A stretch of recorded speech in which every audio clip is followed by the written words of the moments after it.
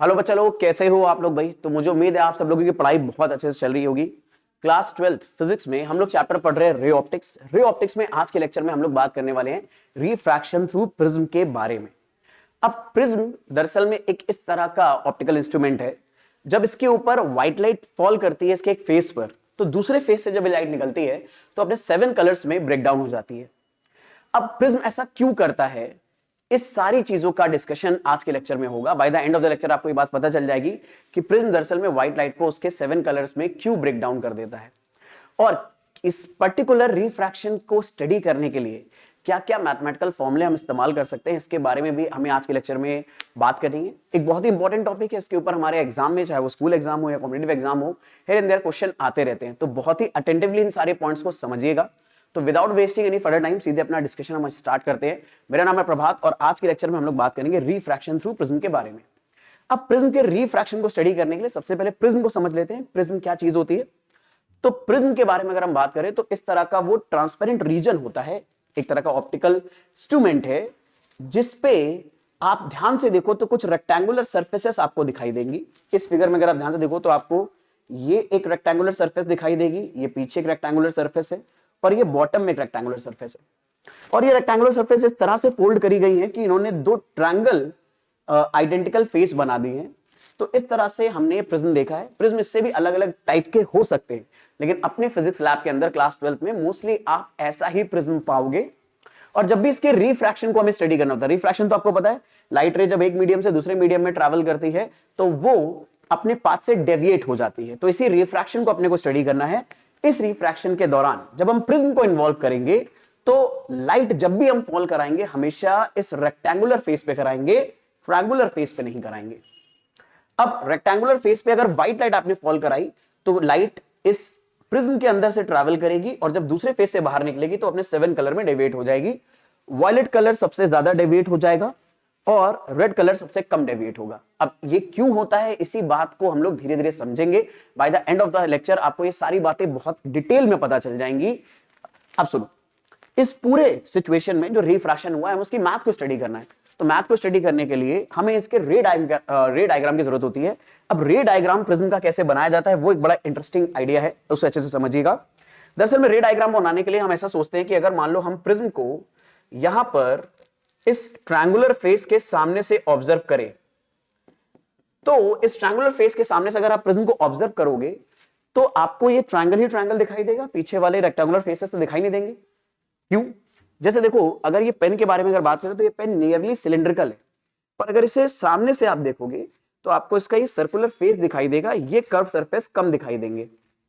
Similarly अगर prism को आप सामने से देखोगे तो आपको ये ट्रायंगल फेस दिखाई देगा। लेकिन हाँ, एक बात जरूर है, जिस तरह से सर्कल फेस के पीछे कर्व्ड एरिया है, उसी तरह से इस ट्रायंगल के पीछे हमारे पास रेक्टेंगुलर सरफेसेस हैं और इन्हीं रेक्टेंगुलर सरफेस में से किसी एक सरफेस पे हम लाइट को फॉल कराएंगे। तो सिचुएशन कुछ ऐसी रहेगी रे डायग्राम की। हमारे पास अगर हम लोग प्रिज्म को सामने से देख रहे हैं तो हमें ट्रायंगुलर फेस दिखाई देगा। ट्रायंगुलर फेस में पीछे की तरफ हमारे पास रेक्टेंगुलर सरफेसेस हैं। अब इनमें से लेफ्ट वाली सरफेस पे मैं लाइट रे को फॉल कराने जा रहा हूं। तो अगर मैं लाइट रे को फॉल कराऊंगा तो ये अपनी इंसिडेंट रे है। अच्छा, यहां पर मैं आपको एक बात बता देता हूं, हम लोग जो भी मैथमेटिकल कॉन्सेप्ट पढ़ने वाले हैं प्रिज्म के लिए, उसमें एक चीज बहुत इंपॉर्टेंट होने वाली है, और वो ये मेरे बच्चे कि हम लोग अभी जितने भी मैथमेटिकल फॉर्मूले पढ़ेंगे वो मोनोक्रोमैटिक लाइट के लिए पढ़ेंगे। मोनोक्रोमैटिक का मतलब है एक ऐसी लाइट जो सिंगल कलर की बनी है। अगर वो वॉयलेट है तो वॉयलेट ही रहेगी, और अगर वो रेड है तो रेड ही रहेगी, येलो है तो येलो ही रहेगी, ऑरेंज है तो ऑरेंज ही रहेगी, ग्रीन है तो ग्रीन ही रहेगी। मोनोक्रोमैटिक लाइट को लेने का एक्चुअल में रीजन ये है कि मोनोक्रोमैटिक लाइट जब प्रिज्म के थ्रू रिफ्रैक्ट होगी तो वो और सिंगल कलर्स में और अलग अलग कलर्स में डिस्पर्स नहीं होगी, व्हाइट लाइट हो सकती है। तो इसीलिए फिजिक्स को अंडरस्टैंड करने के लिए रिफ्रैक्शन की प्रिज्म के थ्रू हम लोग मोनोक्रोमैटिक लाइट रहेंगे, ताकि वो लाइट डिस्पर्स ना हो, बल्कि बस उसका पाथ हम ट्रैक कर पाए और ये स्टडी कर पाए कि दरअसल में यहां पर किस तरह से रिफ्रैक्शन के रूल्स फॉलो हो रहे हैं। अब लाइट रे इंसिडेंट हो रही है, तो इंसिडेंट लाइट रे एयर से आ रही है। अब एयर से आने के बाद वो भाई साहब जा रही है प्रिज्म के अंदर, जिसका कुछ ना कुछ रिफ्रैक्टिव इंडेक्स है। तो लाइट रे दरअसल में अब प्रिज्म में जैसे ही जाएगी तो वो नॉर्मल की तरफ थोड़ा सा आने लगेगी, नॉर्मल की तरफ बेंट हो जाएगी। पर नॉर्मल की तरफ बेंट होने के लिए हमें नॉर्मल बनाना पड़ेगा। तो नॉर्मल आपको याद होगा कैसे बनाया जाता है, हमेशा जो जिस सरफेस पे लाइट रे इंसिडेंट कर रही है उस सरफेस के पॉइंट पर हम परपेंडिकुलर ड्रॉ कर देते हैं। तो ये जो परपेंडिकुलर, ये जो लाइन आप नोटिस करो, ये लाइन सरफेस के साथ 90 डिग्री का एंगल बना रही है। तो ये हमारा हो गया normal on the first surface. अब इस नॉर्मल पर जब लाइट रे इंसिडेंट करेगी और वो प्रिज्म के अंदर जाएगी, तो वो अपने पाथ से डेविएट होकर नॉर्मल की तरफ झुक जाएगी, क्योंकि लाइट रे रेयर से डेंसर मीडियम में जा रही है। तो लाइट रे इस तरह से डेविएट हो गई और ये रिफ्रैक्टेड रे है, जो अब नॉर्मल के साथ प्रिज्म के अंदर एक रिफ्रैक्टेड एंगल आर बनाएगी। अब ये रिफ्रैक्टेड रे चलते हुए प्रिज्म के दूसरे सरफेस पे पहुंचेगी। अब क्योंकि दूसरे सरफेस से पहले ये ग्लास में है और अगर बाहर निकलेगी तो वापस से एयर में आ जाएगी, तो यहां पर फिर से एक और बार रिफ्रैक्शन होगा, और रिफ्रैक्शन को शो करने के लिए सरफेस पे हमें नॉर्मल की जरूरत पड़ती है। तो हम यहां पर भी एक नॉर्मल बना देंगे। ये हमारा मेरे बच्चे सेकंड नॉर्मल है। अब इस सेकंड नॉर्मल की खास बात यह है कि लाइट रे जब इस सेकंड नॉर्मल के साथ प्रिज्म में जो एंगल बना रही है, इस सेकंड सरफेस के लिए ये रे तो इंसिडेंट रे है, तो नॉर्मल के साथ जो एंगल बनेगा वो इंसिडेंट एंगल है। अब इंसिडेंट एंगल को वैसे यूजुअली हम लोग आई से डिनोट करते हैं, लेकिन यहां पर हम लोग आर डैश से डिनोट करेंगे। और देखो, इस बात से कोई फर्क नहीं पड़ता कि आप इंसिडेंट एंगल को आई बोलो या आर डैश बोलो, जब तक आप उसके ऊपर सही लॉज अप्लाई करोगे तब तक इस बात से कोई फर्क नहीं पड़ता आप उसका नाम क्या रख रहे हो। तो हमने यहां आर डैश रख दिया। अभी आपको इसका रीजन समझ में आ जाएगा कि क्यों आर डैश रखा है। आर डैश इसलिए रखा है ताकि आपको आगे जो फॉर्मूले हम ड्राइव करेंगे वो मेमोराइज करने में कोई दिक्कत ना हो, कंफ्यूजन ना हो। अब इसके बाद लाइट रे जैसे ही प्रिज्म के मटेरियल से यानी ग्लास से बाहर निकलकर एयर में जाने वाली है, तो आपको पता है लाइट रे डेंसर से रेड मीडियम में जाएगी, तो नॉर्मल से अवे चली जाएगी। तो आप नॉर्मल से अवे भेज देना। जैसे ही आपने नॉर्मल से अवे भेजा, तो ये पर्टिकुलर लाइट रे जो प्रिज्म को बाहर छोड़ रही है, इसका एक स्पेशल नाम है, इसे बोलते हैं इमर्जेंट रे। और इमर्जेंट रे जो एंगल बना रहा है नॉर्मल के साथ, इसे बोलते हैं इमर्जेंट एंगल ई, या कई सारी बुक्स में इसे आई डैश बोला गया है। तो आप चाहे आई डैश बोलो या ई बोलो, दोनों का मतलब सेम है। अच्छा, इसके साथ साथ अगर हम लोग बात करें प्रिज्म का, अगर ट्रायंगुलर सरफेस देखें तो ऊपर यहां पर अगर पॉइंट ए ले ले, यहां पर बी और यहां पर सी, तो ये जो ऊपर पॉइंट ए बना है, इससे मेरी जनता अपन बोलेंगे एंगल ऑफ प्रिज्म। अब इस एंगल ऑफ प्रिज्म के रिस्पेक्ट में हमें बहुत सारी कैलकुलेशंस करनी है। देखो, एंगल ऑफ प्रिज्म एक ऐसा एंगल है इस पूरे ज्योमेट्री के अंदर जो आप एक्चुअल में प्रैक्टिकली मेजर कर सकते हो। भाई, प्रिज्म आपको दिया होगा ग्लास वाला, तो उसके ट्रायंगल सरफेस के टॉप का एंगल तो आप आराम से मेजर कर सकते हो ना, कि उसका एंगल कितना आ रहा है। जहां पर दोनों कर्व्स, जहां पर हमारी दो रेक्टेंगुलर सरफेस मीट कर रही हैं, उसका एंगल कितना आ रहा है, ये तो प्रोटेक्टर की हेल्प से मेजर करा जा सकता है। अगर इस तरह से दोनों एंगल मीट कर, मतलब दोनों रेक्टेंगुलर सरफेस मीट कर रही है, तो एक पर प्रोटेक्टर का बेस रखो, दूसरे से एंगल मेजर कर लो। और कई बार तो जब आप मार्केट से परचेज करके लाते हो प्रिज्म, तो उसमें ऑलरेडी मेंशन होता है कि प्रिज्म एंगल कितना है। ठीक है, अब बाकी अपनी कैलकुलेशंस को आगे बढ़ाएंगे। इस प्रिज्म एंगल के रिस्पेक्ट में हम आर और आर डैश का रिलेशन देखेंगे। आर और आर डैश का रिलेशन क्यों देख रहे हैं? क्योंकि नोटिस करो, आप इंसिडेंट रे जब पहली बार नॉर्मल पे स्ट्राइक कर रही थी और इंसिडेंट एंगल आई बना रही थी, तो इस आई को हम लोग चाहें तो प्रैक्टिकली मेजर कर सकते हैं, क्योंकि ये लाइट रे बाहर की तरफ से हमें दिख रही है, और बाहर की तरफ अगर है तो हम देख सकते हैं किस एंगल पर हम इंसिडेंट करा रहे हैं। लेकिन क्योंकि ये जो लाइट रे है ये प्रिज्म के अंदर है, अब प्रिज्म के अंदर जो लाइट रे होगी वो हम प्रैक्टिकली मेजर नहीं कर पाएंगे ना। वहां प्रिज्म के अंदर प्रोजेक्टर कहां से रखोगे, तो ये पॉसिबिलिटी हो नहीं पाएगी। तो इसलिए हम ए का रिलेशन आर और आर डैश के साथ बनाने की कोशिश करते हैं, ताकि हम आर और आर डैश का आइडिया ए की हेल्प से निकाल सकें। अब ये सबसे पहले हम लोग ड्राइव करेंगे, और इसके लिए आइडिया बड़ा सिंपल हम लेने वाले हैं, ज्योमेट्री की हेल्प लेंगे। और ज्योमेट्री में यहां पर हम एक क्वाड्रिलेटरल चूज करने वाले हैं मेरे बच्चे, और वो क्वाड्रिलेटरल होगा ये वाला, जिसे मैं आपके लिए हाईलाइट कर रहा हूं। इस क्वाड्रिलेटरल को हम नाम दे देते हैं, ए तो हमने नाम ऑलरेडी दिया हुआ है। एक काम करते हैं, इस पॉइंट को भी कुछ नाम दे देते हैं P, इस पॉइंट को नाम दे देते हैं Q, और इस पॉइंट को नाम दे देते हैं R। तो अपने पास क्वाड्रिलेटरल APQR गिवन है, तो हम लोग क्वाड्रिलेटरल ले लेते हैं APQR।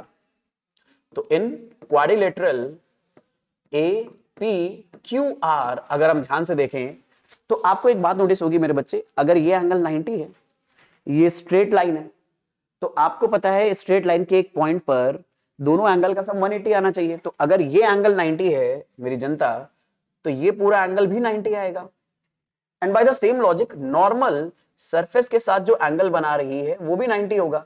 अब देखो, ये इंफॉर्मेशन आपको कोई देगा नहीं, ये इंफॉर्मेशन आपने पहले से पढ़ी हुई है, और पढ़ी हुई इंफॉर्मेशन से ही आपको ये इंफॉर्मेशन ड्राइव करनी है। दरअसल में आपको एज अ स्टूडेंट एक बात बहुत अच्छे से समझनी है। जितना अच्छे से आपको कॉन्सेप्ट समझना है, जितने मजेदार तरीके से आपको कॉन्सेप्ट समझना है, वो तो जरूरी है ही, ताकि कॉन्सेप्ट हमारे दिमाग में जाए।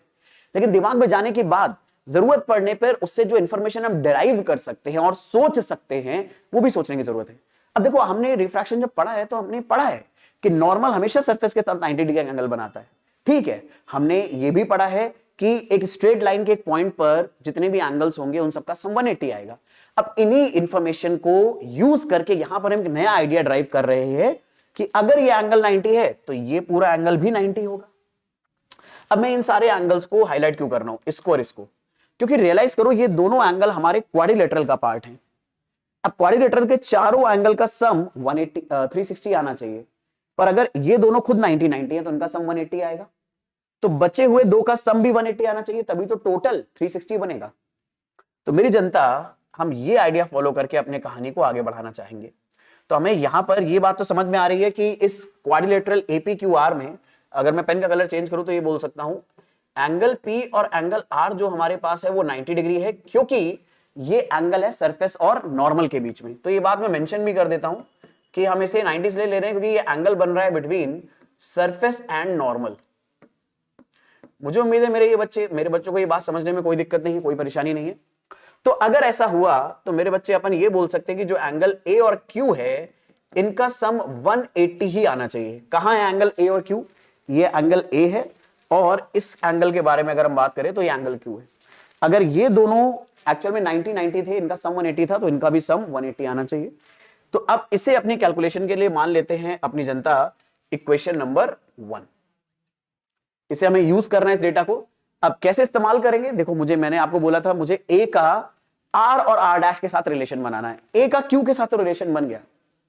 अब अगर इस क्यू का आर और आर डैश के साथ रिलेशन बन जाए तो इस क्यू की हेल्प से हम ए, आर और आर डैश को रिलेट कर सकते हैं। तो जैसे ही मैंने बोला होगा आपके दिमाग में घंटी बजी होगी, मैंने कहा क्यू को आर और आर डैश के साथ रिलेट करना है, तो आपके दिमाग में घंटी बजी होगी हम ट्रायंगल ले ले पी क्यू आर। तो यही करने वाले हैं अपन मेरे बच्चे। हम लोग लेंगे ट्रायंगल पी क्यू आर, और ट्रायंगल पी क्यू आर में हम ये बोल सकते हैं कि आर, आर डैश और क्यू का सम एंगल सम प्रॉपर्टी के अकॉर्डिंग 1 आना चाहिए। यानी एक ट्रायंगल के इंटीरियर एंगल का सम 180 होना चाहिए, तो क्यू आर और आर डैश का सम 180 आना चाहिए। तो क्यू आर और आर डैश का सम 180 है। अब बस ए, आर और आर डैश में रिलेशन बनाने के लिए छोटा सा काम करेंगे, हम इक्वेशन 1 में माइनस कर देंगे इक्वेशन 2। अगर हमने ऐसा करा तो अगले पेज पे, अगली स्लाइड पे काम कर लेते हैं। ए प्लस क्यू 180 डिग्री है मेरी जनता अपने पास, और साथ ही साथ R plus R dash plus Q भी 180 डिग्री है। अब इन्हें अगर हम सब्ट्रैक्ट करना चाहते हैं मेरे बच्चे, तो यहां पर माइनस साइन आ जाएगा, यहां पर माइनस, यहां पर माइनस और यहां पर माइनस। 180 से 180 कैंसिल, ये रिजल्ट 0 आ गया। क्यू से क्यू कैंसिल, ये पॉजिटिव है, ये नेगेटिव है। ए अपना पॉजिटिव रहेगा, आर नेगेटिव हो जाएगा, आर डैश नेगेटिव हो जाएगा। यहां से रिजल्ट आएगा, अगर मैं आर और आर डैश को दूसरी तरफ भेजूं तो ये आ जाएगा आर प्लस आर डैश। तो जो काम हम करना चाहते थे वो हमने कर लिया। हमने एंगल ऑफ प्रिज्म का आर और आर डैश के साथ रिलेशन बना लिया, और ये रिलेशन भयंकर मोस्ट इंपॉर्टेंट है, बहुत ज्यादा इस्तेमाल होगा आगे प्रिज्म को अंडरस्टैंड करने में भी। ठीक है, चलो। तो ये आइडिया मेरे बच्चे बहुत इंपॉर्टेंट है, इसे अच्छे से ध्यान रखना, भूलना नहीं कि एंगल ऑफ प्रिज्म हमेशा आर और आर डैश के सम के बराबर होगा। आर और आर डैश क्या चीज है, फिर से बता देता हूं। जब कभी भी लाइट रे रिफ्रैक्ट होने के दौरान प्रिज्म के अंदर जा रही होगी, मोनोक्रोमैटिक लाइट रे, तो प्रिज्म की दोनों सरफेस के नॉर्मल के साथ जो लाइट रे एंगल बना रही है उसमें से एक आर है और एक आर डैश है। तो आर और आर डैश का सम अपने आप ए के बराबर आएगा। ज्योमेट्री की हेल्प से दिख नहीं रहा है, लेकिन हमें पता है ज्योमेट्री बोल रही है कि ऐसा हो जाएगा, तो पक्का होगा हमेशा। चलो, तो ये एक बड़ा इंपॉर्टेंट रिलेशन है, इसे अच्छे से ध्यान रखेंगे। और अब एक नई और बड़ी इंपॉर्टेंट चीज के बारे में बात करेंगे, जो कि है deviation produced by prism. Prism कितना डेविएशन प्रोड्यूस करता है, इसके बारे में अपनी जनता बात करेंगे। तो पहले तो ये बात अंडरस्टैंड करें ना कि डेविएशन क्या चीज होती है। अपने को तो यही नहीं पता होता कई बार कि डेविएशन क्या चीज है। इसको अंडरस्टैंड कर ले गए तो कहानी बड़े आराम से समझ में आ जाएगी। तो डेविएशन को समझने के लिए ऐसे समझो, मान लो कोई मोनोक्रोमैटिक लाइट रे आप एयर में से पास करा रहे हो, तो लाइट आपको पता है स्ट्रेट लाइन में ट्रैवल करती है। तो जरा सोचो, अगर ये प्रिज्म ना होता, यहां पर वापस से गायब कर दो आप प्रिज्म को यहां पर, तो ये इंसिडेंट रे जो है ये बिना डेविएट हुए इसी पाथ को फॉलो करते हुए सीधे निकल जाती। यानी ये हमारा एक्सपेक्टेड पाथ है मेरे बच्चे ऑफ इंसिडेंट रे। लेकिन ये एक्सपेक्टेड पाथ तब है अगर प्रिज्म ना हो। पर प्रिज्म होने के चक्कर में दिक्कत क्या हुआ कि लाइट रे ने अपना रिफ्रैक्टिव इंडेक्स की वजह से डेविएशन करा, प्रिज्म के अंदर थोड़ी देर ट्रैवल करा, और फिर लाइट रे को एक और बार रिफ्रैक्शन करना है, तो फिर से अपने पाथ को डेविएट करके वो यहां गई। तो ये हमारा लाइट का एक्चुअल पाथ है विथ प्रिज्म। तो ये एक्चुअल पाथ है ऑफ लाइट विथ प्रिज्म।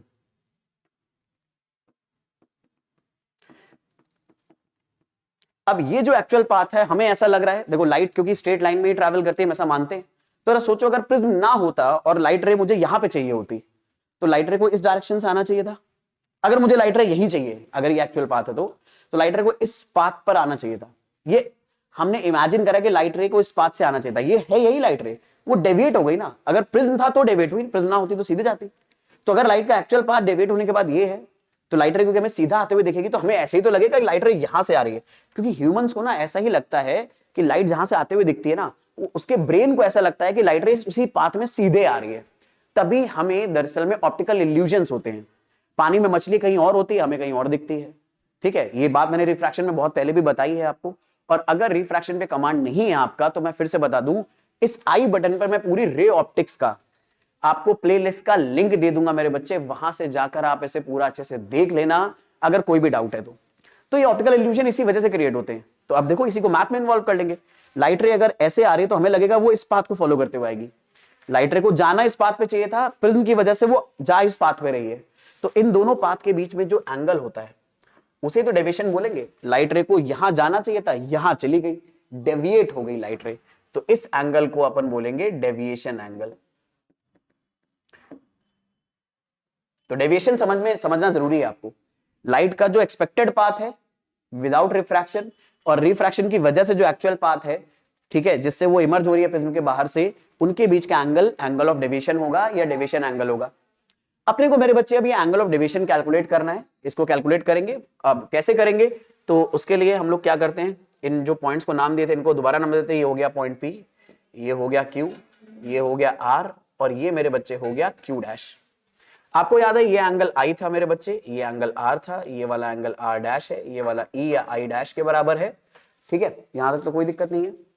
अब जरा सिचुएशन को समझते हैं कि अगर ये एंगल आई है तो जरा नोटिस करो, ये लाइट रे का एक्सपेक्टेड पाथ है, ये हमारा नॉर्मल है। अगर मैं इनको ऐसे ऐसे बना दूं तो ये एक पॉइंट पर पी पर कट कर रहे हो, ये पूरा एंगल आई है।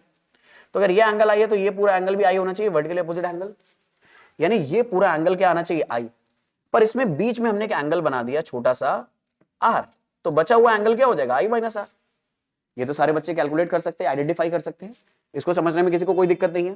तो अब देखो मैं इतना मेसी नहीं बनाऊंगा फिगर को, क्योंकि आप अगर नोट्स बनाओ तो आपके पास सही से नोट्स होने चाहिए, लेकिन आपको समझना भी तो जरूरी है। तो समझाने के लिए मैंने ये बता दिया कि यहां पर ये जो एंगल आने वाला है मेरे बच्चे, ये वाला एंगल, अरे पीछे नहीं चला, अब यहां चल गया पेन। ठीक है, रुक जाओ यार, थोड़ा सा करेक्शन कर लें। अच्छा, जिन बच्चों को बीएमआई नहीं पता भाई, उसका मतलब होता है भयंकर मोस्ट इंपॉर्टेंट, याद रख लेना अगर कोई नहीं जानता है तो। यहां पर अगर हम लोग बात करें तो ये मेरे बच्चे एंगल हो गया I minus R. By the same logic अगर ये आई डैश है तो देखो ये लाइन और ये लाइन, अब इसके ऊपर पूरा आई नहीं पाई है, लेकिन आपको पता है यही सेम लाइन में बनाने की कोशिश कर रहा था। तो ये दोनों लाइन अगर वर्टिकल अपोजिट है तो अगर ये आई डैश है तो ये भी आई डैश है, यानी ये मेरे बच्चे पूरा एंगल आई डैश होना चाहिए। अब आई डैश में से इतना एंगल अगर आर है तो बचा हुआ I dash minus R dash हो जाएगा। ठीक है, ये जो मेसीनेस है इसको मैं हटा देता हूं, पर मुझे उम्मीद है मैं आपको जो बात बताना चाह रहा हूं वो मेरे बच्चों को पकड़ में आई है कि ये एंगल क्या आने वाला है, I dash minus R dash. मैंने ये एंगल क्यों निकाला, क्योंकि आप नोटिस करो ये जो ट्रायंगल है P Q dash R, P Q dash R triangle के लिए ये जो डेल्टा है ये दरअसल में एक्सटीरियर एंगल है। और हम लोगों ने ट्रायंगल में एक्सटीरियर एंगल की प्रॉपर्टी पढ़ी थी कि एक्सटीरियर एंगल बचे हुए इंटीरियर एंगल के सम के बराबर होता है। तो हम लोग ट्रायंगल में काम करेंगे, हम लोग काम करेंगे in triangle P Q dash R. और अगर हम लोग P Q dash R triangle में काम करेंगे तो हम ये बोल सकते हैं कि मेरे बच्चे ये जो एंगल आएगा Q dash P R, Q dash P R plus Q dash R P, आपको इस पे फोकस करना है। यानी हम बात कर रहे हैं इस पी एंगल की और इस आर एंगल की, और इस क्यू डैश, सॉरी अरे यार ये क्यू कर रहा हूं मैं, इनका सम, अच्छा ये जो एंगल है Q dash P R plus Q dash R P, यानी ये दोनों एंगल, ये एक्चुअल में इनका जो सम आएगा वो डेल्टा के बराबर आएगा। ठीक है, ये दरअसल में किस प्रॉपर्टी की वजह से आया है, एक्सटर्नल एंगल प्रॉपर्टी की वजह से आया है। अब ये एक्सटर्नल एंगल प्रॉपर्टी अगर आ गई मेरे बच्चे, तो आपको पता है इस एंगल को आप बोलोगे आई माइनस आर, ठीक है, और साथ में मेरे बच्चे बीच में प्लस में लगा है I dash minus R dash, ये डेल्टा के बराबर। थोड़ा सा एडजस्ट करते हैं, आई और आई डैश के टर्म एक साथ ले लेते हैं, तो आई प्लस आई डैश को एक साथ ले लिया। अब यहां पर भी माइनस आर है, यहां पर माइनस आर डैश है, तो इसे एक साथ लिख लेते हैं, माइनस आर डैश डेल्टा के बराबर। अब इन दोनों में से पहले तो काम कर रहा हूं मैं, डेल्टा को लेफ्ट साइड पे लिख ले रहा हूं, आई प्लस आई डैश को इधर लिख ले रहा हूं, ज्यादा ही बड़ा डैश बन गया, उसको छोटा कर लेते हैं।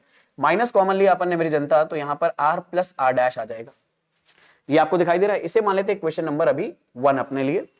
पर आपको याद होगा अभी अभी हम लोगों ने एक बहुत इंपॉर्टेंट बात प्रूफ करी मेरे बच्चे, कि आर प्लस आर डैश दरअसल में ए के बराबर होता है। अभी अभी हम लोगों ने वो पीछे ड्राइव करा है प्रिज्म के लिए, आर प्लस आर डैश का सम एंगल ऑफ प्रिज्म के बराबर आएगा। ये याद है, मैंने कहा था ना बड़ा इंपॉर्टेंट दरअसल में डेरिवेशन है, ये बहुत ज्यादा यूज होगा, अभी यूज आ गया इसका तुरंत। अब अगर मैं ये वैल्यू पुट कर दूं, put above value of R plus R dash is equal to A in equation 1, तो हमें देखो मेरे बच्चे रिजल्ट क्या मिल रहा है, बड़ा इंटरेस्टिंग रिजल्ट देखने को मिल रहा है। Delta is equal to I plus I dash आ जाएगा, माइनस मेरे बच्चे यहां पर आ जाएगा आर प्लस आर डैश की जगह पर ए। अब यहां हमने कर लिया डब्बा बंद, ये हो गया हमारा बहुत काम का रिलेशन। अब अगर काम का रिलेशन है तो आपको पता है कि इसे हम क्या बोलेंगे, बी एम आई बोलेंगे। बी एम आई बोलने के पीछे रीजन क्या है कि ये भयंकर मोस्ट इंपॉर्टेंट है। अच्छा, जिन बच्चों को नहीं पता है, जो पूरे लेक्चर्स रेगुलरली फॉलो नहीं कर रहे, तो उन्हें मैं फिर से बता दूं बीएमआई दरअसल में मैं क्यों बोलता हूं इन फॉर्मुलाज को। पहली बात तो ये फॉर्मूले अपने आप में खुद इंपॉर्टेंट है, आपके बहुत सारे न्यूमेरिकल्स और बहुत सारे क्वेश्चंस को सॉल्व करने में आपकी हेल्प करेंगे। उसके अलावा बीएमआई इसलिए भी बोला जाता है कि आप अलग से जब अपनी फॉर्मुला नोटबुक प्रिपेयर कर रहे होंगे, मैं ऐसा मान रहा हूं, तो ये सारे फॉर्मूले उस फॉर्मुला नोटबुक में जरूर होने चाहिए, और इसके जितने भी क्रूशियल पॉइंट्स हैं जो आपको पता है, आपको ध्यान रखने हैं, वो उसी जगह पर लिखे होने चाहिए। जब तक आप फॉर्मुला नोटबुक खुद नहीं बनाएंगे मेरे बच्चे, तब तक ट्रस्ट मी आप रेगुलर रिवीजन को मेंटेन नहीं कर पाएंगे, और रेगुलर रिवीजन जो बच्चे मेंटेन करेंगे वो आपसे आगे निकलते जाएंगे। देखो, मैं इतने टाइम से पढ़ा रहा हूं और मैंने बहुत सारे सक्सेसफुल स्टूडेंट्स को पढ़ाया है, और उन सब में मैंने कॉमन बात जरूर देखी है, और वो कॉमन बात ये है कि सबने अपनी फॉर्मुला नोटबुक जरूर बनाई थी। जबकि एक बात बता दूं, हमारे पास इस टाइम पर ऑलमोस्ट ये सारी चीजें, ये फॉर्मुला नोटबुक, चीट कोड्स और ये सारी चीजें डिस्पोजल पर अवेलेबल है, बस आपको गूगल करना है। बहुत सारे टीचर्स ने बहुत दिन रात की मेहनत कर करके अपनी सारी नॉलेज को निचोड़ कर बहुत ही कन्फाइंड तरीके से और बहुत ही बेहतरीन तरीके से लिखकर फॉर्मुला शीट्स बनाई हुई हैं। पर रियलाइज करता हूं मैं कि वो सारे बच्चों के लिए एक्सेसिबल होती हैं, बट फिर भी वो कहीं ना कहीं हमारे फोन में, टैबलेट में, लैपटॉप में, पीसी में पड़ी रहती हैं, उसका सही से यूटिलाइजेशन हम नहीं कर पाते। प्रिंट आउट निकाल के भी अगर रखते हैं तो बस वो रखे रहते हैं, उतना जो टाइम हमें इन्वेस्ट करना चाहिए उसके ऊपर वो हम नहीं कर पाते। इसके पीछे रीजन बहुत सिंपल है, ये सारा जो निचोड़ है लॉजिक का और कॉन्सेप्ट्स का, ये उस टीचर ने करा है। हो सकता है वो कुछ आपके लिए इररिलेवेंट भी हो सकता है, कुछ चीजें ऐसी हो जो आपने भी पढ़ी ही ना हो, तो जब आप उस फॉर्मुला नोटबुक को देखोगे उस टीचर की, तो आप पजल रहोगे इन्होंने क्या लिखा है, इसका मतलब क्या है, उससे क्या क्या इंफॉर्मेशन आपको और निकालनी है।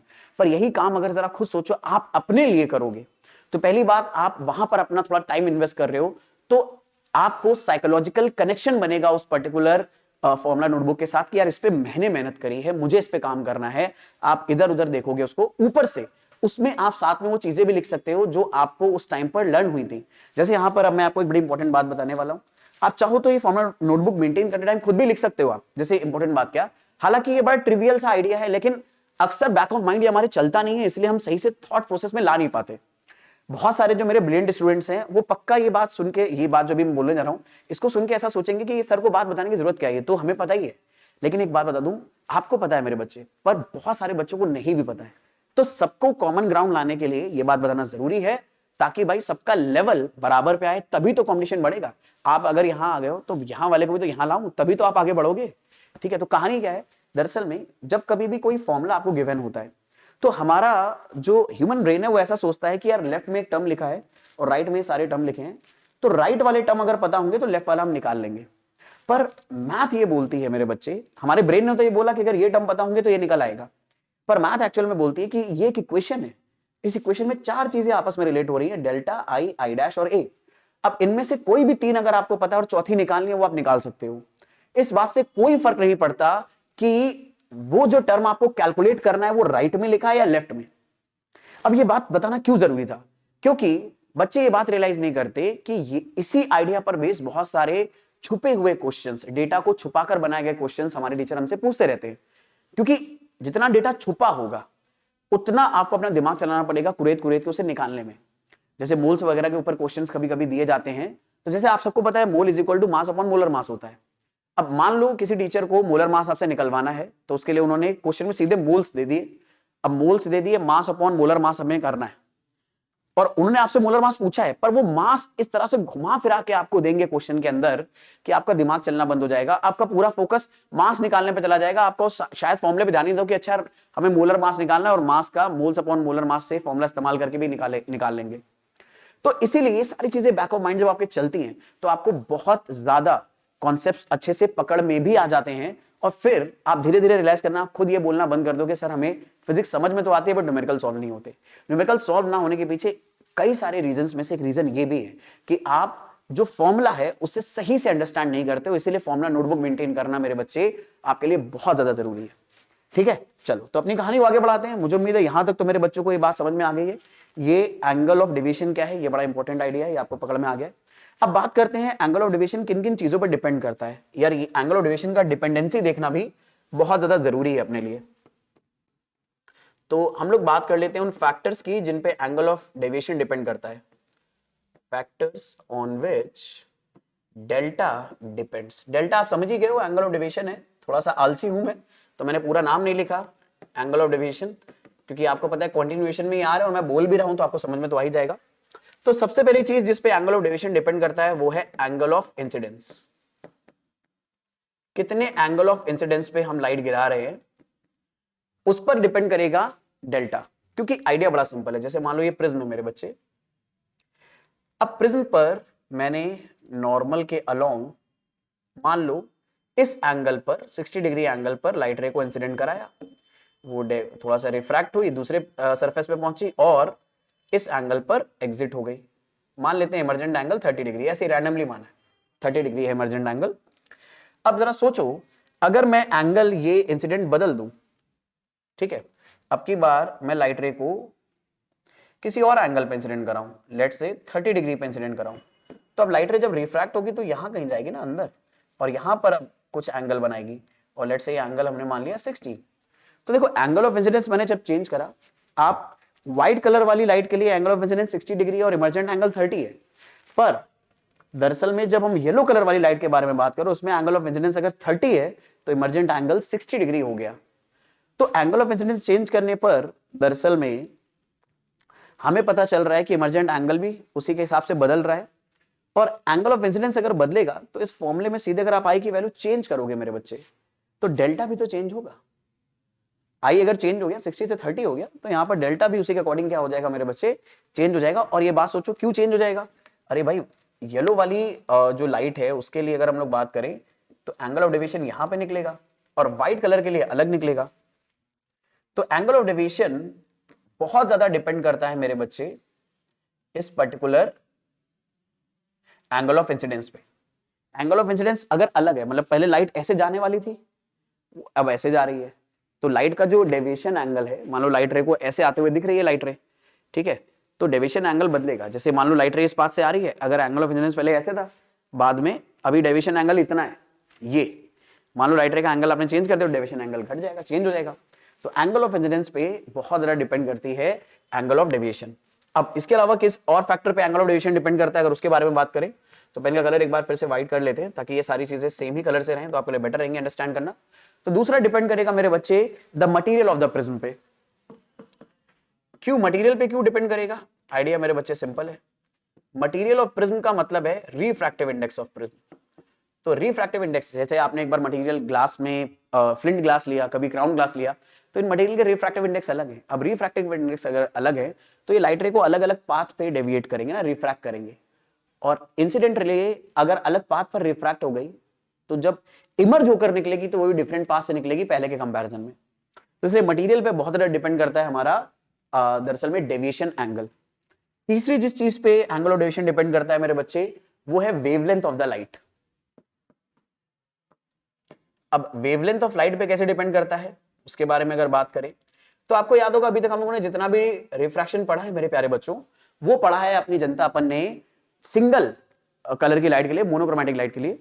अब आपको याद होगा किसी भी मटेरियल का, क्योंकि रिफ्रैक्शन प्रिज्म के थ्रू करना है, तो किसी भी मटेरियल का refractive index speed of light in vacuum divided by speed of light in that medium के रेशियो के बराबर होता है। अब ये बात अगर आपको अच्छे से नहीं पता है तो मैं फिर से बोल रहा हूं, ये सारी बातें इससे प्रीवियस लेक्चर्स में हमने बहुत डिटेल में कवर करी है मेरे बच्चे।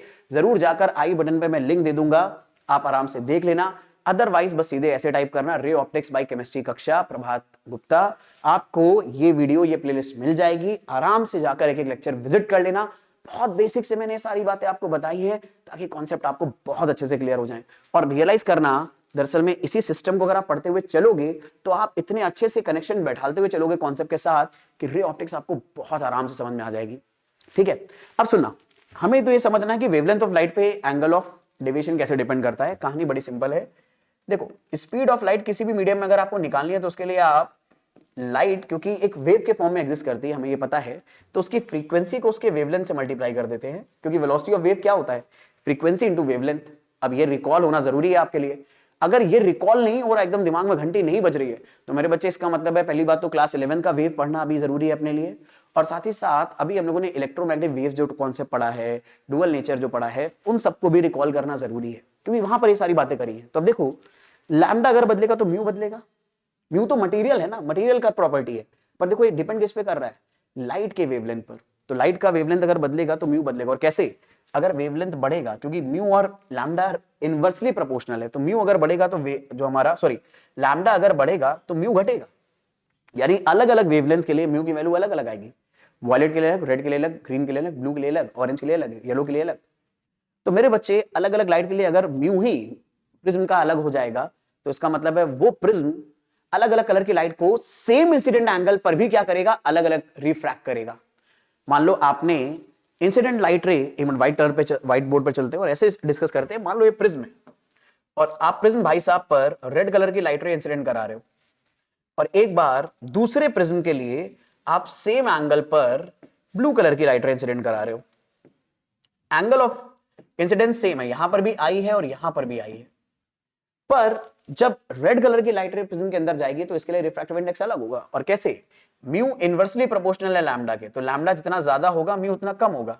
अब आपको पता है विबग्योर के अकॉर्डिंग मेरे बच्चे लैम्डा लगातार बढ़ता जाता है, लगभग 4 से 450 नैनोमीटर वॉयलेट का होता है, फिर ब्लू का कहीं आएगा आपका मोटा माटी तौर पे 500 से 550 नैनोमीटर, और ये पहुंच जाएगा 700 से 750 नैनोमीटर। तो वेवलेंथ बढ़ रही है ना लगातार, और वेवलेंथ अगर लगातार बढ़ेगी तो रिफ्रैक्टिव इंडेक्स घटेगा, और रिफ्रैक्टिव इंडेक्स अगर घटेगा तो लाइट उतना डेविएट नहीं होगी जितना होना चाहिए। तो रेड कलर की लाइट ज्यादा डेविएट नहीं होगी, कम डेविएट होगी, पर ब्लू महाशय बहुत ज्यादा डेविएट हो जाएंगे, और जो ज्यादा डेविएट होगा उसका डेविएशन एंगल भी ज्यादा बनेगा। यानी एंगल ऑफ डेविएशन लाइट की वेवलेंथ पे भी डिपेंड करेगा। तो इसीलिए वेवलेंथ ऑफ लाइट पर भी एंगल ऑफ डेविएशन डिपेंड करेगा। और लास्ट चीज जिस पर एंगल ऑफ डेविएशन डिपेंड करेगा वो है एंगल ऑफ प्रिज्म, क्योंकि वो उसके फॉर्मूले में आ रहा है। और कई बार फॉर्मूले वाली चीज पर चीजें डिपेंड भी करती है, कई बार नहीं भी करती हैं, हमेशा नहीं करेंगी। जैसे आपको पता है इस फॉर्मूले में एंगल ऑफ प्रिज्म आ रहा है, तो एंगल ऑफ प्रिज्म अगर आपने बदल दिया तो डेल्टा बदलेगा। लेकिन आपको याद होगा जो हम लोगों ने कैपेसिटेंस पढ़ा है, सी पढ़ा है, तो आपको पता है सी के फॉर्मूले में क्यू और वी आता है, लेकिन सी क्यू और वी पर डिपेंड नहीं करता, वो मटेरियल के ऊपर डिपेंड करता है। मटेरियल के शेप, ओरिएंटेशन, मटेरियल की प्रॉपर्टी, इन सब चीजों पर डिपेंड करता है। तो हमेशा आप ये आइडिया नहीं लगा सकते, बट ये आइडिया यहां पे चलेगा, पक्का चलेगा। अच्छा नोटिस करो, एंगल ऑफ इंसिडेंस को हमने ले लिया, वो भी फॉर्मूले में है। म्यू तो हमें समझ में आ रहा है कि वो डेविएट अलग अलग एंगल पे करता है, उसको भी इसलिए इन्वॉल्व कर लिया। एंगल ऑफ प्रिज्म भी फॉर्मूले में आ रहा है, उसको ले लिया। पर फॉर्मूले में आई डैश भी आ रहा है, हम आई डैश को कहीं पर भी डिस्कस नहीं कर रहे। क्यों नहीं कर रहे? क्योंकि मेरे बच्चे दरअसल में जब कभी भी लाइट रे प्रिज्म के थ्रू रिफ्रैक्ट होती है तो आई और आई डैश हमेशा पेयर में एग्जिस्ट करते हैं। मेरे बच्चे पेयर में एग्जिस्ट करते हैं, इसका मतलब क्या? तो इस आइडिया को समझने के लिए और समझाने के लिए एक बहुत ही इस आइडिया का जो एक बहुत इंपॉर्टेंट एप्लीकेशन है वो है मिनिमम एंगल ऑफ डेविएशन। इस बात को समझेंगे। समझाना क्या है हम अपने को, यानी मैं आपको समझाना क्या चाह रहा हूं कि इन सारी चीजों पर अगर डेल्टा डिपेंड कर रहा है तो हमने ये क्यों नहीं बोला कि डेल्टा आई डैश पे भी डिपेंड करेगा, क्योंकि इसके फॉर्मूले में तो आई डैश भी आ रहा है। तो मैंने आपको बोला कि आई और आई डैश किसी भी प्रिज्म के लिए और किसी भी पर्टिकुलर मोनोक्रोमैटिक लाइट के लिए पेयर में एग्जिस्ट करते हैं। पेयर में एग्जिस्ट करने का मतलब क्या है, इस बात को समझेंगे और फिर मिनिमम एंगल ऑफ डेविएशन की बात को समझेंगे। दरअसल में मैंने आपको लेक्चर्स की इस पूरे चैप्टर की शुरुआत में एक बात बहुत इंपॉर्टेंट बोली थी कि लाइट के कुछ ऐसे रूल्स हैं जिनकी वजह से हम बहुत सारे कॉन्सेप्ट्स को अच्छे से एक्सप्लेन करेंगे मेरे बच्चे। उन्हीं में से एक रूल को मैं रिकॉल कराना चाहूंगा आपको, जिसे बोलते हैं कि जो लाइट है वो दरअसल में अपने पाथ को रिट्रेस करती है। Law of reversibility of light, ये क्या चीज है अगर मैं आपको याद दिलाऊं तो ये चीज ये बोलती है कि मान लो लाइट रे को मैंने प्रिज्म के एक पर्टिकुलर फेस पर 60 डिग्री के एंगल पर इंसिडेंट कराया, वो फिर थोड़ी देर के बाद दूसरी सरफेस से रिफ्रैक्ट होकर बाहर निकली और इमर्जेंट एंगल 30 है। आप ई बोलो आई डैश बोलो, दोनों का मतलब सेम है। तो लॉ, अब देखो लाइट रे तो इस बात को फॉलो करे ना, इस एरो को, एरो बनाने का मतलब है लाइट रे इस तरफ से ऐसे होते हुए चली गई। पर law of reversibility of light ये बोलता है कि मान लो कोई दूसरा पर्सन ऐसा है जो यहां से लाइट को इंसिडेंट करा रहा है और वो लाइट को इंसिडेंट करा रहा है मेरे बच्चे 30 डिग्री के एंगल पे। लाइट रे को हमने कितने डिग्री के एंगल पे इंसिडेंट कराया, 30 डिग्री पर। तो क्योंकि सेम प्रिज्म है, सेम मीडियम है, सब कुछ सेम है और लाइट रे जिस एंगल से निकली थी उसी एंगल पर हम वापस भेज रहे हैं, तो law of reversibility of light ये बोलता है कि अब लाइट ऊपर वाले पाथ को ही रिट्रेस करेगी, बस डायरेक्शन उल्टा हो जाएगी, मतलब बिल्कुल ऊपर वाले पाथ की तरह ही जाएगी। यानी जैसे ये गया इसी के पैरेलल वाली लाइन को फॉलो करेगी और यहां से ऐसे बाहर निकल जाएगी और ये नॉर्मल के साथ जो एंगल बनेगा, यहां से अगर 30 पर एंगल है तो ये 60 पर एग्जिट करेगी। अब की बार जो हमारा इमर्जेंट एंगल है वो 60 रहेगा। तो ये है law of reversibility of light कि लाइट रे को जिस एंगल पर हमने इंसिडेंट कराया है और वो जिस एंगल पर इमर्ज हुई है, अगर उसी इमर्जेंट एंगल को किसी नए केस में इंसिडेंट में एंगल बना दे। आप ऐसा तब भी कर सकते हो अगर दूसरे फेस से लाइट को इंसिडेंट कराने की बजाय आप यहां से फेंक दो। सुनते जाना, इंपॉर्टेंट बात, चीजों को कनेक्ट करना इस टाइम पर फोकस होना बहुत ज्यादा जरूरी है, क्योंकि तभी ये चीजें आपके दिमाग में घुसेंगी। तो अगर आपका फोकस जरा सा भी डगमगा रहा है, वापस आ जाओ। अगर आप कहीं और चले गए हो, ठीक है, सिंचैन की दुनिया में चले गए हो, डोरेमोन की दुनिया में चले गए हो, छोटा भीम देखने चले गए हो, वापस आ जाओ मेरी जनता, ठीक है, वापस आ जाओ। तो यहां पर 2 मिनट के लिए बात सुनो। ऐसा जरूरी नहीं कि आपने दूसरे सरफेस पर ही 30 डिग्री पे एंगल पे इंसिडेंट करानी लाइट रे, नहीं, आप पहले वाले सरफेस पे भी 30 डिग्री पर अगर आओगे ना तो law of reversibility of light अपने आप इस जगह पे भी फॉलो होगा और वो अपने आप ही लाइट को 60 डिग्री के एंगल पर इमर्ज करेगा। तो मैं क्या बात बोलने की कोशिश कर रहा हूं, मैं आपको ये बताने की कोशिश कर रहा हूं इंसिडेंट एंगल और इमर्जेंट एंगल पेयर में एग्जिस्ट करते हैं। अगर मैं इंसिडेंट एंगल और इमर्जेंट एंगल का एक टेबल बनाऊं, ई बोल दो या आई डैश बोल दो, मैं कह रहा हूं अगर आई 60 है और इस 60 आई के लिए इमर्जेंट एंगल 30 है, तो अगर आई 30 हो गया तो इमर्जेंट एंगल 60 हो जाएगा। अगर आई को मान लीजिए मैंने लिया है 70 डिग्री और ई है 35 डिग्री, तो अगर ये 35 डिग्री हुआ तो ये 70 डिग्री हो जाएगा। ये हमेशा पेयर में एग्जिस्ट करेंगे मेरे बच्चे। तो नोटिस करना, अगर आई की वैल्यू बढ़ेगी तो ई की वैल्यू घटेगी। मतलब जैसे अगर आप आई को 30 से 60 लेके जा रहे हो तो ई ऐसे घटना शुरू होगा कि इनका पेयर हमेशा सुटेबल बना रहे। ठीक है भाई, 60 और 30 के बीच में बहुत सारे एंगल आ सकते हैं, 35 भी आ सकता है, कुछ और भी आ सकता है, कुछ और भी आ सकता है, ये रैंडमली उठा रहा हूं मैं, तो मिक्स मैच मत कंपेयर करना। ठीक है, इन्हीं 2 से बस अपना डेटा रीड कर लो। ठीक है, लेकिन ये हमेशा एग्जिस्ट पेयर में करेंगे। किसी ना किसी इंसिडेंट एंगल के लिए जो इमर्जेंट एंगल आ रहा है, उस इमर्जेंट एंगल की वैल्यू अगर इंसिडेंट कर दें हम, तो जो इंसिडेंट एंगल पहले था वो इमर्जेंट एंगल बन जाएगा। ठीक है, तो इसीलिए अब क्योंकि आई और आई डैश पेयर में एग्जिस्ट करते हैं, तो अगर हम ये बोल दे रहे हैं कि एंगल ऑफ इंसिडेंस पे डेल्टा डिपेंड कर रहा है, तो आई डैश को बोलने की जरूरत ही नहीं है, क्योंकि किसी एक पेयर के लिए अगर आई डैश 60 है तो जिस पेयर के लिए आई 30, मान लो एक पेयर के लिए आई 60 है, आई डैश 30 है, तो जब आई 30 होगा तो आई डैश अपने आप 60 हो चुका होगा ना, तो आई डैश तो अपने आप इनकॉर्पोरेट होने लगेगा फॉर्मूले में, क्योंकि हमेशा पेयर में एग्जिस्ट करेंगे। तो इसीलिए आप बस यहां पर बोल दो angle of incidence, angle of emergent बोलने की जरूरत आपको पड़ेगी ही नहीं। I am pretty much sure ये आइडिया क्लियर हो रहा होगा। और सुनो, थोड़ा सा अगर कॉम्प्लिकेटेड लग रहा है तो 2 चीजें हैं जो आप कर सकते हो।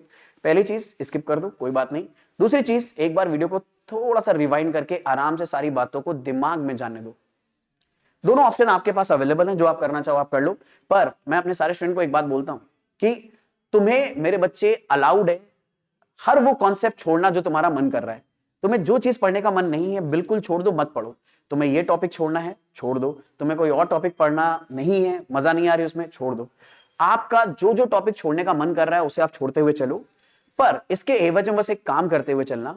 अगर आपका एम है जेई का एग्जाम क्लियर करना या नीट का एग्जाम क्लियर करना, तो आपको पता होगा जेई का एग्जाम टोटल 300 मार्क्स का होता है और नीट का एग्जाम टोटल 720 मार्क्स का होता है। तो जितने भी टॉपिक आप फिजिक्स में, केमिस्ट्री में, जेई वाले मैथ में छोड़ रहे हो और बायो वाले बायो में छोड़ रहे हो, तो हर टॉपिक के एवज में आप अपने एग्जाम के टोटल मार्क्स में से -4 करते हुए चलना, क्योंकि हर एक क्वेश्चन 4 नंबर का आता है।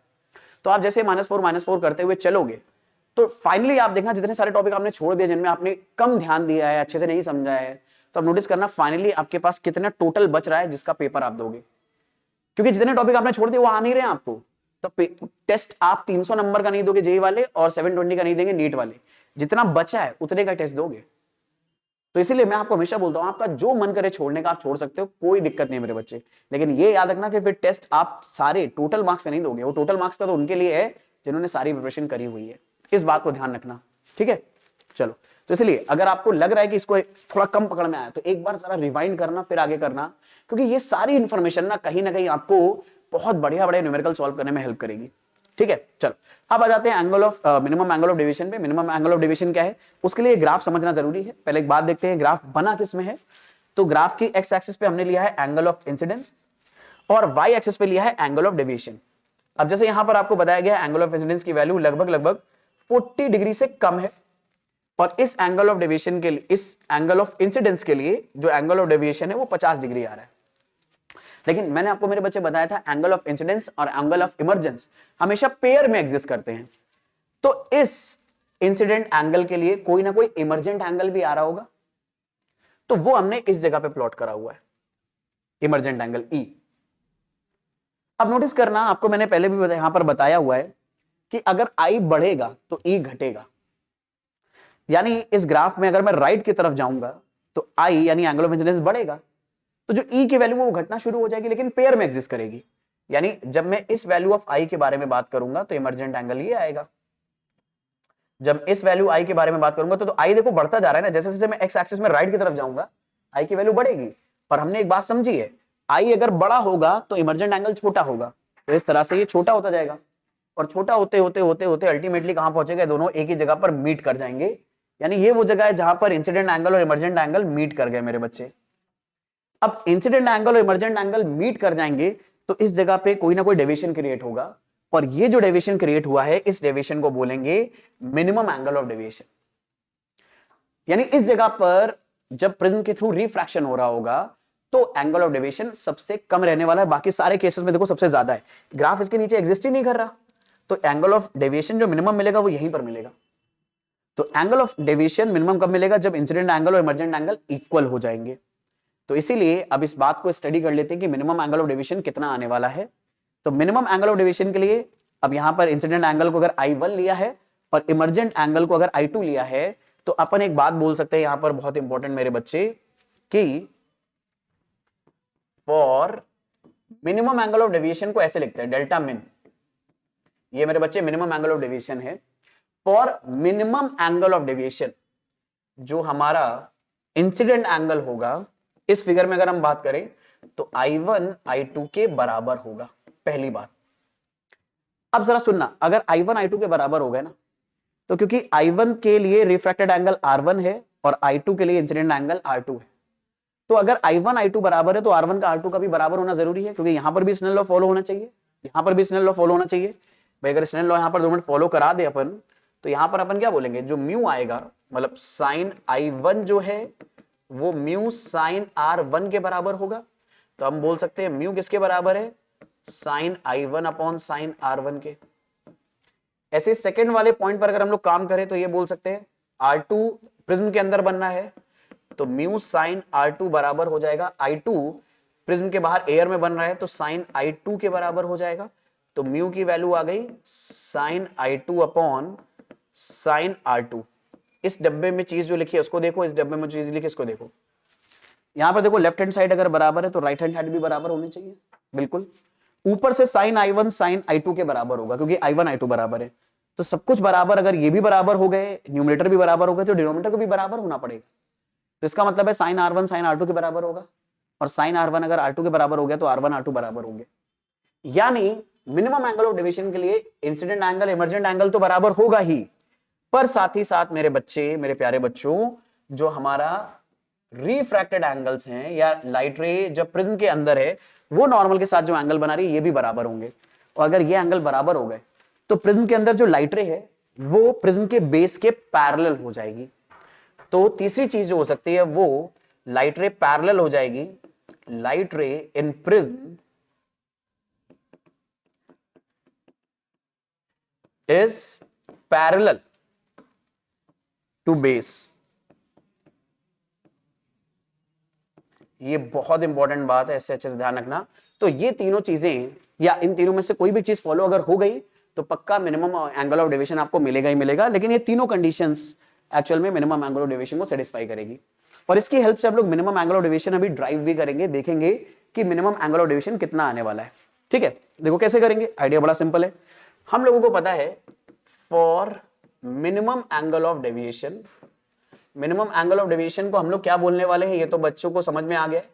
मिनिमम एंगल ऑफ डेविएशन को हम लोग बोलने वाले हैं डेल्टा मिन मेरे बच्चे। अब ये जो डेल्टा मिन भाई साहब होने वाले हैं, ठीक है, ये हम कैलकुलेट करना चाहते हैं। तो for minimum angle of deviation हम सबने अभी समझ लिया है इंसिडेंट एंगल I1 I2 के बराबर होगा, या अपन I और I डैश लेके चलते हैं, लेकिन अपनी फिगर में I1 I2 बनाए तो I1 I2 लेके चलते हैं, एंड R1 R2 के बराबर होगा। अब सुनना, अगर R1 R2 के बराबर है तो हम लोगों को पता है angle of prism R1 R2 के सम के बराबर आएगा। पर अगर R1 R2 बराबर हैं तो मैं इसे R के बराबर लेता हूं, I1 I2 बराबर हैं तो इसे I के बराबर ले लेता हूं। तो अगर मैं R1 R2 दोनों की जगह R रखूं तो A की वैल्यू आएगी R प्लस R, तो A की वैल्यू बनी 2R, तो R की वैल्यू आ गई A/2। अभी मैंने इस रिलेशन को डेवलप करा है, इस रिलेशन को हम इस्तेमाल करेंगे, लेकिन ये भी एक कंडीशन है मेरे बच्चे मिनिमम एंगल ऑफ डेविएशन के लिए, कि मिनिमम एंगल ऑफ डेविएशन के लिए जो रिफ्रैक्टेड एंगल आ रहा है वो एंगल ऑफ प्रिज्म का हाफ होना चाहिए। ये भी बड़ा इंपॉर्टेंट रिलेशन है, R is equal to A/2। इसे मान लेते हैं इक्वेशन नंबर अभी अपनी 1, इसे यूज करेंगे प्रॉपर्ली। कैसे यूज करेंगे, आइडिया मेरे बच्चे बहुत सिंपल है। हम लोगों ने अभी ये बात पढ़ी थी कि minimum angle of deviation, minimum angle of deviation दरअसल में किस, मतलब अगर मिनिमम एंगल ऑफ डेविएशन तो अपने को निकालना है, पर हम लोगों ने ये पढ़ा था कि दरअसल में मेरे बच्चे जो डेल्टा है, ठीक है, वो किसके बराबर होता है, I plus I dash minus A के बराबर होता है। ये बात तो हम सबने पढ़ी है, इसको लिख दिया मैंने मेरे बच्चे यहां पर। अच्छा, अब इसके साथ साथ एक बात समझो, हम लोगों को ये पता है कि for minimum angle of deviation I और I डैश बराबर होंगे, तो यहां पर अपन I और I डैश की बजाय I1 I2 बोल दे, क्योंकि हम लोगों ने I1 I2 बोला है, तो यहां पर भी I1 I2 बोल देते हैं ताकि कंफ्यूजन ना हो। और ये I के बराबर है, तो अगर ये वैल्यू हम लोग यहां पे रखें तो डेल्टा का फॉर्मूला क्या आ जाएगा, 2I माइनस A, और डेल्टा एक्चुअल में मिनिमम एंगल ऑफ डेविएशन है। तो ये मेरे बच्चे मिनिमम एंगल ऑफ डेविएशन का फॉर्मूला हो गया। अब मिनिमम एंगल ऑफ डेविएशन का फॉर्मूला तो ये हो गया, और ये BMI फॉर्मूला है, BMI का मतलब भयंकर मोस्ट इंपॉर्टेंट है, और ये आपके जाएगा फॉर्मूला नोटबुक के अंदर। अब इंपॉर्टेंट बात सुनो मेरे बच्चे, इंपॉर्टेंट बात ये है कि इस फॉर्मूला की हेल्प से हम लोग practically angle of prism calculate करते हैं फिजिक्स लैब के अंदर। कैसे करते हैं, क्योंकि देखो डेल्टा मिनिमम किस बात पे डिपेंड कर रहा है, I और A पे डिपेंड कर रहा है। आपको याद होगा A को भी हम लोग प्रैक्टिकली मेजर कर सकते हैं एंगल ऑफ प्रिज्म, और लाइट रे को किस एंगल ऑफ इंसिडेंस पे हम फॉल करा रहे हैं ये भी हमें मिल जाएगा। अब अगर हमें ये मिल गया सिचुएशन, ठीक है, उस I को निकालेंगे जिसके लिए लाइट रे बेस के पैरेलल हो जाए। ये I बड़ा स्पेशल I है, इस I के लिए इमर्जेंट एंगल बराबर होना चाहिए। और ये कैसे पता चलेगा, जो हमारी रिफ्रैक्टेड रे प्रिज्म के अंदर है वो हमें दिखेगी ना भाई। अगर मोनोक्रोमैटिक लाइट रे एक ही कलर की अगर बनी हुई है तो जैसे ही वो प्रिज्म के बेस के पैरेलल होगी, प्रिज्म के बेस के जैसे ही पैरेलल आएगी हम समझ जाएंगे ऐसा एंगल ऑफ इंसिडेंस हमने अब हिट कर दिया है, जिसकी वजह से जो हमारी लाइट रे है वो बेस के पैरेलल हो गई, और बेस के पैरेलल होगी तो ये आपको मिनिमम डेविएशन मिलेगा। तो डेल्टा मिन मिल गया। डेल्टा मिन अगर मिल गया तो यहां से अगर मैं I निकालू तो इसका फॉर्मूला क्या आएगा, एक उधर भेज दे तो ये आएगा A plus delta min by 2। अब अगर ये वैल्यू आ गई मेरे बच्चे तो इसकी हेल्प से हम लोग प्रिज्म का रिफ्रैक्टिव इंडेक्स निकालते हैं। कैसे, अगर मैं स्नेल्स लॉ लगाता हूं प्रिज्म के ऊपर, ठीक है, तो स्नेल्स लॉ अगर मैं प्रिज्म के ऊपर लगाता हूं, प्रिज्म की फर्स्ट सरफेस पे, तो मैं ये बोल सकता हूं साइन आई, मतलब वैसे तो आई 1 होगा, लेकिन आई 1 की वैल्यू हम आई ले रहे हैं तो आई लिख देते हैं, sine I mu sine R के बराबर होगा। वैसे तो आर 1 होना चाहिए, लेकिन हमें पता है आर 1 आर 2 हमने दोनों आर लिए हुए हैं, आर 1 आर 2 दोनों आर लिए, आई 1 आई 2 दोनों आई लिए। मैं इस सरफेस पे स्नेल्स लॉ लगा रहा हूं, तो आई 1 एंगल कहां बन रहा है, एयर में, तो साइन आई 1, क्योंकि एयर का रिफ्रैक्टिव इंडेक्स 1 होता है, वैसे तो म्यू साइन आर 1 लेना चाहिए, लेकिन म्यू एयर के लिए 1 होगा तो 1 ले लिया, इनटू प्रिज्म का रिफ्रैक्टिव इंडेक्स अगर हम लोग म्यू मान लें तो म्यू इंटू साइन आर 1, ये दोनों स्नेल लॉ के अकॉर्डिंग बराबर होंगे, हमने इनको बराबर कर दिया। बाकी अब सारी कहानी यहां पर हम लोग पुट कर देते हैं। हम लोगों को मेरे बच्चे ये पता है कि मिनिमम एंगल ऑफ डेविएशन के लिए आई आएगा ए प्लस डेल्टा मिन बाई 2, और आर के बारे में अगर बात करें तो आर हमने अभी ड्राइव करा, मिनिमम एंगल ऑफ डेविएशन के लिए आएगा ए बाई 2। अब ये दोनों बातें अगर मैं यहां पर पुट करूं तो म्यू की वैल्यू देखो क्या आने वाली है, sine I upon sine R, I की जगह रख दो A plus delta min by 2 upon sine R की जगह रख दो ए बाई 2। ये बहुत ही ज्यादा यूजफुल फॉर्मूला है, एक्चुअल में फिजिक्स लैब में यूज करा जाता है प्रिज्म के मटेरियल का रिफ्रैक्टिव इंडेक्स निकालने के लिए। तो ये भी बीएमआई टाइप का फॉर्मूला हो गया। आप देखो इसको कैसे कैसे याद रखोगे, जब फॉर्मूला नोटबुक में आप लिखोगे कि ये फॉर्मूला हम लोग फिजिक्स लैब के अंदर यूज कर सकते हैं प्रिज्म का रिफ्रैक्टिव इंडेक्स निकालने में। कैसे निकालते हैं, मिनिमम एंगल ऑफ डेविएशन के लिए हमेशा प्रिज्म के बेस के पैरेलल लाइट रे होनी चाहिए। तो एंगल ऑफ इंसिडेंस जब बदलोगे तो कभी ना कभी ऐसा होगा कि जो हमारी रिफ्रैक्टेड रे है जो प्रिज्म के अंदर है वो बेस के पैरेलल हो जाएगी। तो जिस एंगल ऑफ इंसिडेंस के लिए ऐसा आ रहा है वही हमारे आई की वैल्यू हो जाएगी, ठीक है। और बाकी आपको पता है कि आई भी कुछ खासा निकालने की जरूरत नहीं है, अगर मतलब आई अगर आपने निकाल लिया तो डेल्टा मिन वगैरह निकल आएगा, इस फॉर्मूले में पुट कर देना, you will get your answer, ठीक है। तो यहां तक तो कोई दिक्कत कोई परेशानी नहीं होगी, बहुत ही यूजफुल आइडिया है, इसे अच्छे से ध्यान रखना। चलो अब आ जाते हैं इसके बाद एक छोटे से एक और मैथमेटिकल एडवांसमेंट पर, कि अगर मान लो हमारे पास एक बहुत ही स्मॉल एंगल प्रिज्म है, स्मॉल एंगल का मतलब जिसका एंगल ऑफ प्रिज्म छोटा है, ठीक है, मतलब बहुत कम है एंगल ऑफ प्रिज्म, तो इसके लिए डेविएशन एंगल क्या होगा। तो इसके लिए डेविएशन एंगल थोड़ा सा मैथमेटिकल एडवांसमेंट से करेंगे, मैथमेटिकल अप्रोच से करेंगे। देखो डेविएशन एंगल का अपने को फॉर्मूला तो पता चल चुका है, अब हमें जो जो इंफॉर्मेशन अपने को पहले से पता है उस इंफॉर्मेशन से हम लोग नई इंफॉर्मेशन ड्राइव करेंगे और उसे यूज करेंगे। क्यों बताया जा रहा है, ये इसलिए बताया जा रहा है क्योंकि फिजिक्स में अब देखो एकदम स्ट्रेट फॉरवर्ड न्यूमेरिकल तो जानते हो, आपसे पूछे नहीं जाएंगे, स्कूल एग्जाम में तब भी आ जाते हैं, बट कॉम्पिटिटिव में तो नहीं पूछे जाएंगे ना, क्योंकि भाई स्ट्रेट फॉरवर्ड अगर आ गए तो सभी बच्चे कर लेंगे। फिल्टर करने के लिए हमें ऐसे बच्चों को ढूंढना है जो खुद सोच सकते हैं, अपनी जो इंफॉर्मेशन आपने पढ़ी उससे और नई इंफॉर्मेशन जनरेट कर सकते हो, उसी को सिखाने के लिए समझाने के लिए इस तरह के कॉन्सेप्ट यूज करे जाते हैं। तो हम लोग दरअसल में अब डेविएशन एंगल देखेंगे एक स्मॉल एंगल प्रिज्म के लिए। स्मॉल एंगल है तो इसका मतलब है जो इंसिडेंट एंगल होगा, रिफ्रैक्टेड एंगल होंगे, ये सब भी स्मॉल होंगे, ठीक है। तो अब अगर मेरे बच्चे मैं बात करूं स्नेल्स लॉ के लिए, ठीक है, एक फिगर मैं यहां पर बना लेता हूं पहले प्रिज्म का।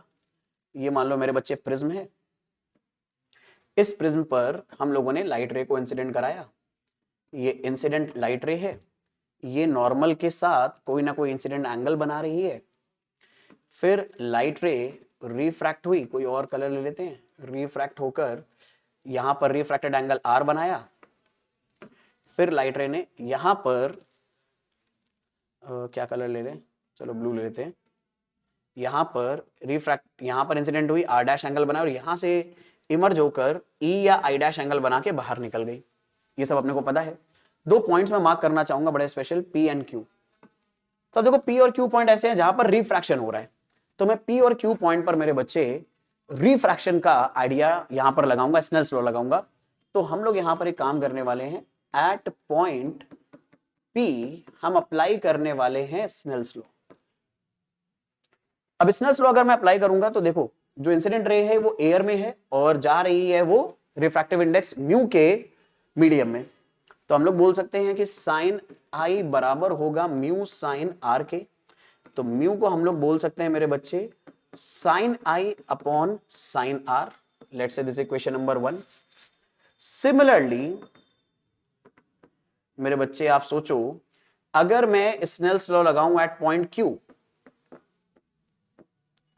तो मेरी जनता ये बात समझ जाएगी, अगर स्नेल्स लॉ पॉइंट क्यू पर लगाया जाए, पॉइंट क्यू पर अगर स्नेल्स लॉ लगाया जाए तो हमें कहानी क्या मिलेगी, स्नेल्स लॉ अगर पॉइंट क्यू पर लगा दें तो हमें रिजल्ट मिलेगा। अब देखो लाइट रे किस मीडियम से आ रही है, प्रिज्म से आ रही है, तो म्यू इंटू साइन R2 बराबर होगा, या साइन R डैश ले लेते हैं, वो बराबर होगा साइन I डैश के। तो यहां से मेरे बच्चे म्यू का फॉर्मूला आ गया sine I dash upon sine R dash. Let's say this is question number 2। यहां तक तो ये बात समझने में मेरे बच्चों को कोई दिक्कत कोई परेशानी नहीं है, ये आइडिया तो पकड़ में आ रहा है। अब यहां पे मैं छोटे छोटे चेंजेस करना चाहूंगा, मतलब यहीं पर मैं लाना चाहूंगा चेंजेस। अपन लोगों ने देखो ये निकाला है कि म्यू इज इक्वल टू क्या है, sine I upon sine R, और ऐसे यहां पर निकाला है कि sine I dash upon sine R dash किसके बराबर है, म्यू के बराबर है। सुनना, अब देखो हम लोगों को पता है म्यू किसके बराबर है, sine I upon sine R के बराबर। बट अगर एंगल ऑफ प्रिज्म स्मॉल है,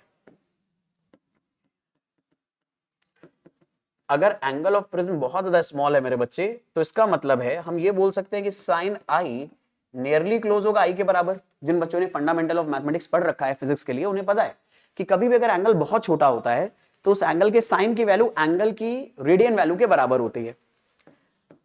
और सिमिलरली साइन R लगभग लगभग बराबर होगा R के बराबर। ये बात अगर हम यहां पे पुट करें तो म्यू किसके बराबर आएगा, म्यू आ जाएगा मेरे बच्चे I अपॉन R के बराबर। तो R को अगर मैं क्रॉस मल्टीप्लाई करूं तो I की वैल्यू आ जाएगी म्यू इंटू R के बराबर। ये हो गया क्वेश्चन नंबर 3। अब यहीं पर सेम आइडिया अगर मैं क्वेश्चन नंबर 2 के लिए अप्लाई करूं मेरे बच्चे, तो मैं ये बोल सकता हूं सिमिलरली, अब इतना काम बार बार नहीं करेंगे, सिमिलरली जो अपना I डैश आएगा वो क्या आएगा, म्यू R डैश आएगा। Let's say this is question number 4। तो हमें I मिल गया, I डैश मिल गया। अब सुनना मेरे बच्चे, हम लोगों को यह पता है कि एंगल ऑफ डेविएशन का फॉर्मूला होता है I plus I dash minus A. अब सुनो, अपने को यह पता है कि I किसके बराबर, म्यू इंटू R के बराबर, एंड I डैश किसके बराबर, म्यू इंटू R डैश के बराबर। ये कहां से आया, फ्रॉम इक्वेशन 3 और 4। ये जो हमने इंफॉर्मेशन अभी ड्राइव करी है, हम इसी का इस्तेमाल करेंगे। अब इसका इस्तेमाल करो तो हमें कहानी क्या मिलेगी मेरे बच्चे, आइडिया मेरे बच्चे बहुत सिंपल है, दिख रहा होगा आप लोगों को आते हुए। Delta is equal to I की जगह रख देंगे म्यू इंटू R, प्लस यहां रख देंगे mu into R dash minus ए।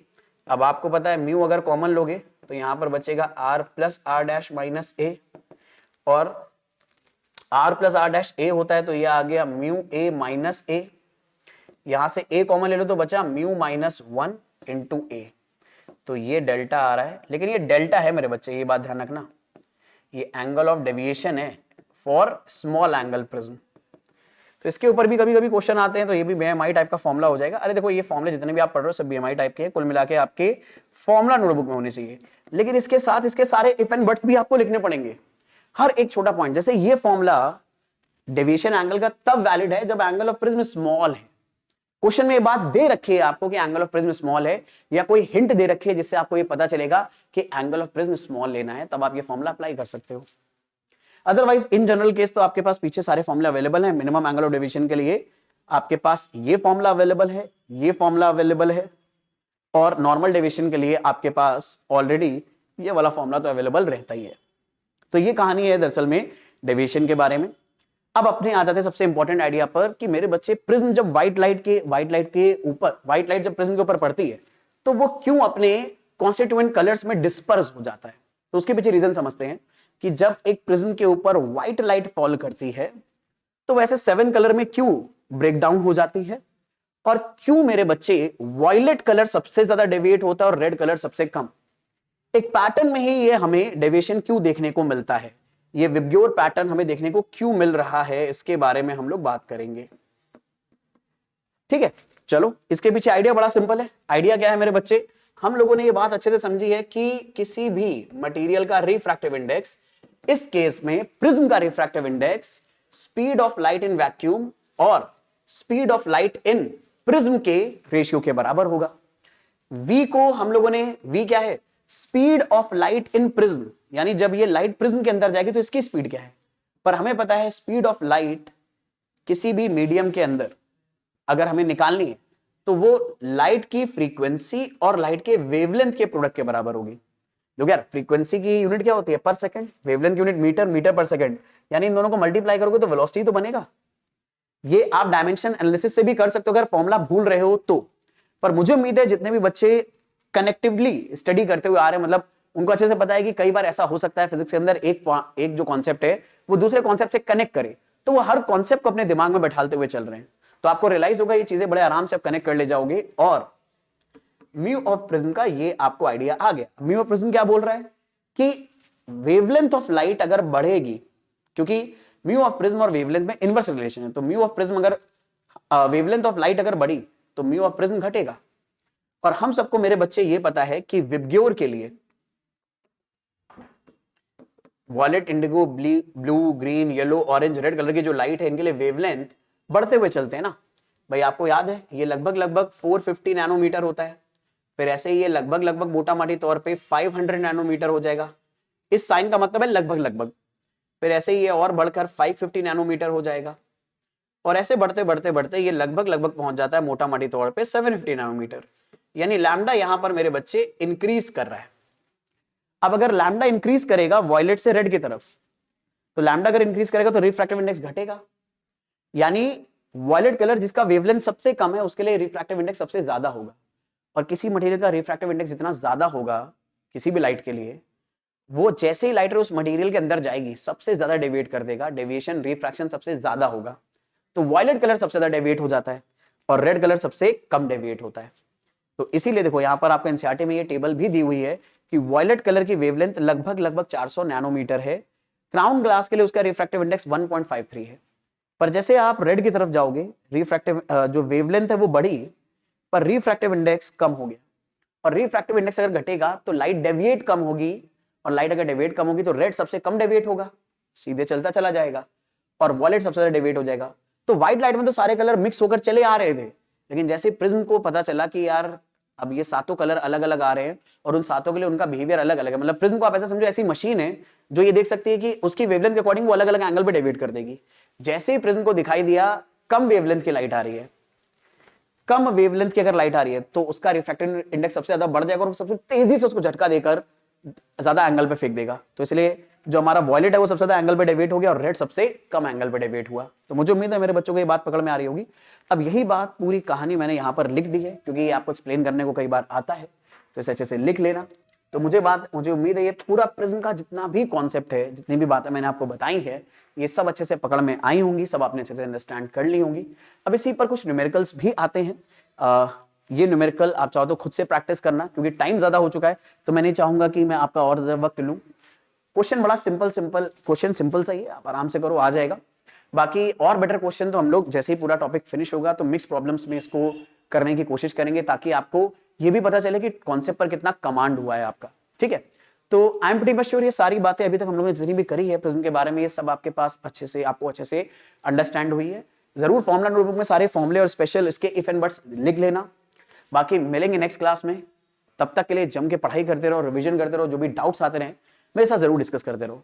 कैसे डिस्कस करोगे? मुझ तक रीच आउट करने के सारे सोशल मीडिया लिंक आपको डिस्क्रिप्शन में गिवन है। और अगर आपको ये सारी इंफॉर्मेशन, ये जो सारे वीडियोस अगर ये पसंद आ रहे हैं कि आपको, हाँ भाई अभी तक आपने शायद प्रिज्म को ऐसे नहीं पढ़ा था, आपको पढ़ के मजा आया है, आपको और नई चीजें पता चली हैं, कुछ और इन्फॉर्मेशन आपको पता चली है, तो अपना एप्रिसिएशन दिखाने के लिए आप चैनल को जरूर सब्सक्राइब कर सकते हो, बेल आइकन प्रेस कर सकते हो, वीडियो को लाइक कर सकते हो। आप इस तरह की जब चीजें करते हो तो मुझे पता चलता है कि हाँ भाई आपको वीडियोस पसंद आ रहे हैं, तो मुझे भी इंकरेजमेंट मिलता है आपके लिए और ऐसे इन्फॉर्मेटिव वीडियोस मैं बनाता हुआ चलूं, ताकि आप अपनी प्रिपरेशन को और ज्यादा अच्छे से कर पाओ। तो मिलेंगे नेक्स्ट क्लास में भाई, तब तक के लिए मैं फिर से बोल रहा हूँ, जम के पढ़ाई करते रहिए, रिविजन करते रहिए और डाउट्स हमेशा जरूर डिस्कस करते रहिए। See you in the next class.